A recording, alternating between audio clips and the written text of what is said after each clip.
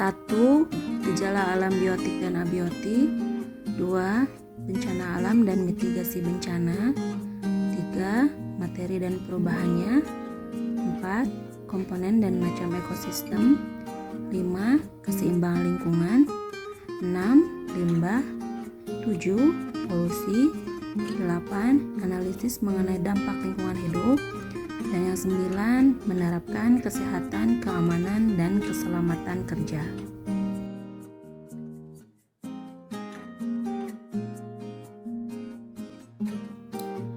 Anak-anak, memang sekarang kita tidak bisa bertatap muka langsung di sekolah karena kondisi pandemi ini. Jadi untuk proses pembelajaran IPA Ibu menggunakan Google Classroom. Nanti materi ajar ataupun tugas dari masing-masing adik sudah Ibu siapkan di Google Classroom. Jadi nanti kalian tinggal buka dan mengerjakannya dengan sebaik-baiknya. Demikian kenalan dari Ibu. Semoga kalian tetap sehat. Terima kasih. Wassalamualaikum warahmatullahi wabarakatuh. Materi ajar dan tugas akan di-share di Google Classroom ya. Apakah kalian sudah siap? Mari kita simak. Oke anak-anak, di pertemuan kita yang pertama ini kita akan membahas tentang materi gejala alam biotik dan gejala alam abiotik. Pembelajaran ini bertujuan agar peserta didik memahami apa itu gejala biotik dan apa itu gejala abiotik. Untuk itu, kalian simak terus penjelasannya ya.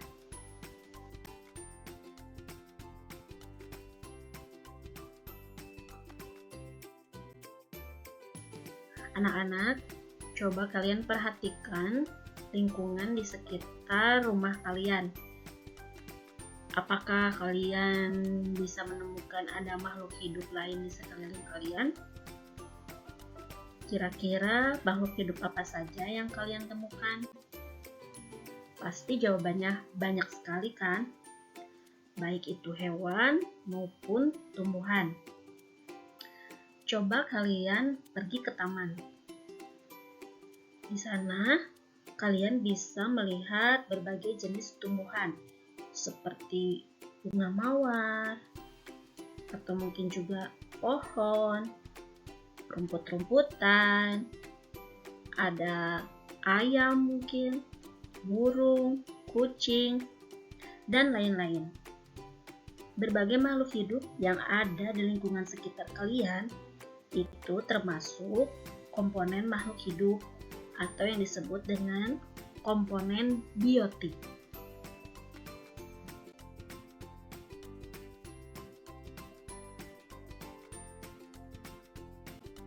Selain komponen biotik atau komponen makhluk hidup, di lingkungan juga ada komponen lain seperti tanah, batu, air, cahaya matahari, suhu, kelembapan. Itu merupakan komponen abiotik. Seperti yang kita sadari bahwa kita sebagai manusia itu tidak bisa hidup sendiri, melainkan hidup saling berinteraksi dengan lingkungannya. Tidak hanya sesama manusia, hewan maupun tumbuhan juga saling berinteraksi antara hewan dengan hewan, antara hewan dengan tumbuhan. Di lingkungan mereka semua saling berinteraksi. Tidak hanya komponen makhluk hidup saja yang berinteraksi, tetapi antara komponen makhluk hidup dengan komponen abiotik itu juga saling berinteraksi, saling membutuhkan. Misalnya saja kita lihat tanaman. Tanaman akan selalu membutuhkan air, cahaya matahari, tanah untuk tumbuh dan berkembang. hewan. Hewan pun sama. Hewan memerlukan air untuk nutrisinya. Begitupun juga dengan manusia. Manusia membutuhkan cahaya matahari, membutuhkan air untuk kehidupannya. Lalu, apa itu gejala alam? Gejala alam merupakan peristiwa yang disebabkan oleh aktivitas alam yang dapat dirasakan oleh makhluk hidup. Gejala alam terbagi menjadi dua, gejala alam biotik dan gejala alam abiotik. Lalu, apa yang disebut dengan gejala alam biotik? Nah, gejala alam biotik adalah suatu gejala alam yang timbul karena terjadinya interaksi atau hubungan yang saling mempengaruhi antar makhluk hidup. Jadi ada hubungan antara sesama makhluk hidup. Nah, gejala alam biotik hanya dimiliki atau dapat dilakukan oleh makhluk hidup.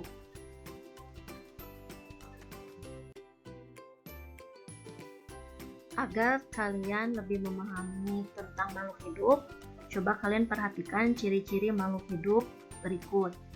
Makhluk hidup itu memiliki ciri yang pertama, tumbuh dan berkembang. Seperti yang kalian lihat di gambar, manusia akan mengalami pertumbuhan dan perkembangan. Awalnya dari bayi, anak-anak, remaja, dewasa, sampai akhirnya nanti menua. Contoh lain misalnya ayam, dari telur, anak ayam sampai akhirnya ayamnya tumbuh dewasa. Seperti yang kalian lihat di gambar juga, ada tanaman yang awalnya misalnya dari biji sampai akhirnya tumbuh, berkembang, berbunga, berbuah. Nah, itu merupakan ciri makhluk hidup. Yang kedua, makhluk hidup itu punya ciri bergerak. Kalian, sebagai contoh, kalian bisa berlari dari satu tempat ke tempat yang lain, melakukan aktivitas, berjalan. Hewan pun juga sama, bergerak. Misalnya ikan, ketika kita lihat di kolam, ikan berenang ke sana kemari, itu juga ciri dari makhluk hidup. Yang ketiga, makhluk hidup itu bernapas. Terus yang keempat, makhluk hidup itu berkembang biak dan juga bereproduksi. Terus makhluk hidup juga peka terhadap rangsang. Misalnya ketika kalian menyentuh tanaman putri malu itu akan mengkerut ya, karena disentuh oleh kita. Terus misalnya kalian ketika dicubit, apa yang kalian rasakan? Pasti sakit kan? Nah, itu berarti peka terhadap rangsang. Selain itu, ciri yang terakhir, makhluk hidup itu berekskresi. Jadi ekskresi itu makhluk hidup itu mengeluarkan zat sisa hasil metabolisme. Misalnya kalian mengeluarkan keringat, mengeluarkan urin, itu ciri dari makhluk hidup.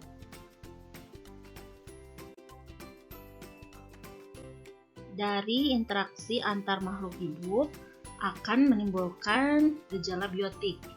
Apa saja itu gejala alam biotik? Berikut beberapa contoh dari gejala alam biotik. Yang pertama, ada ledakan hama tanaman. Nah, ini biasanya dipicu karena penggunaan pestisida atau pupuk yang berlebihan, atau juga bisa karena predator alami atau pemangsa dari hama tersebut dimusnahkan. Contoh lain, meledaknya populasi eceng gondok sehingga mengakibatkan perairan tertutup oleh eceng gondok. Nah, akibat dari perairan yang tertutup tertutup oleh eceng gondok, maka sinar matahari tidak bisa menembus langsung ke perairan. Ya, akibatnya itu akan berdampak kepada biota-biota air. Yang ketiga, contoh lainnya adalah punahnya spesies langka, bisa itu hewan maupun tumbuhan. Biasanya punahnya spesies langka ini diakibatkan oleh perburuan liar oleh manusia. Sebelum berlanjut ke pembahasan yang lain, Ibu mau bertanya pendapat kalian mengenai penyebaran virus corona yang sekarang ini sedang marak terjadi di dunia. Menurut kalian, penyebaran virus corona termasuk gejala alam abiotik atau biotik? Tulis jawaban kalian di buku catatan, disertai alasannya ya. Apakah kalian bisa menyebutkan contoh lain dari gejala alam biotik? Coba nanti kalian tuliskan di buku catatan kalian ya. Selanjutnya, apa itu gejala alam abiotik? Nah, gejala alam abiotik merupakan gejala alam berupa peristiwa yang timbul akibat interaksi antar komponen abiotik dalam ekosistem. Jadi timbul dari komponen-komponen entah hidup atau bukan makhluk hidup. Nah, komponen abiotik itu merupakan keadaan fisik atau kimia yang menyertai kehidupan organisme sebagai tempat kehidupan. Komponen abiotik itu mencakup tanah, udara, iklim, cuaca, batu, cahaya matahari, dan masih banyak lagi yang lainnya. Ada beberapa karakteristik yang dimiliki komponen abiotik. Yang pertama bisa terlihat dari wujudnya. Komponen abiotik bisa terlihat dari wujudnya, misalnya ada yang berwujud cair, padat, dan juga gas. Karakteristik yang kedua bisa terlihat dari warna. Gejala alam abiotik dapat diamati karakteristik warnanya, misalnya tanah ada yang berwarna merah, coklat, hitam, ada juga berwarna putih. Yang ketiga dari ukuran. Benda abiotik mempunyai ukuran yang dapat diukur, diamati, dan juga dibandingkan dengan benda lain. Ukurannya dapat berupa panjang, berat, dan lain-lain. Yang keempat, dari bau. Gejala alam abiotik bisa dicirikan berdasarkan bau. Dan tentunya kalian mengenal belerang, mengenal sulfur, dan lain-lain. Yang terakhir, bisa dilihat dari atau bisa terlihat dari karakteristik rasanya. Beberapa benda abiotik juga bisa diketahui dari rasanya. Contohnya, gula rasanya manis, terus cuka rasanya asam, garam rasanya asin. Tapi karakteristik ini terbatas pada benda yang sudah kita kenal dan tentunya aman untuk dicoba. Berikut contoh gejala alam abiotik. Yang pertama ada gunung meletus. Gunung meletus merupakan fenomena yang timbul akibat terdorongnya endapan magma dari dalam perut bumi oleh gas yang bertekanan tinggi. Yang kedua ada tsunami. Nah, tsunami ini terjadi akibat pergeseran lempengan bumi di dasar laut, di mana akibat dari pergeseran ini membuka cekungan besar di dasar laut yang membuat air laut itu surut. Lalu volume air laut ini mengisi cekungan secara cepat sehingga penuh dan menghasilkan gelombang dengan kecepatan tinggi, di mana gelombang ini nantinya akan menuju daratan dan terjadilah tsunami. Yang ketiga, hujan. Hujan terjadi karena adanya siklus hidrologi atau siklus air yang berulang. Dengan turunnya hujan, maka kehidupan di bumi akan menjadi seimbang.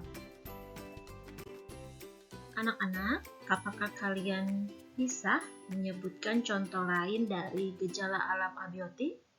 Kalau bisa, silakan tulis di buku catatannya ya. Demikian penjelasan mengenai materi gejala alam, biotik dan abiotik. Untuk tugas, silakan kalian kerjakan dengan sebaik-baiknya dan setelah selesai bisa kirim ke Google Classroom. Terima kasih atas perhatian dan kerjasamanya pada pertemuan pertama ini. Kita lanjutkan materi di pertemuan selanjutnya. Wassalamualaikum warahmatullahi wabarakatuh.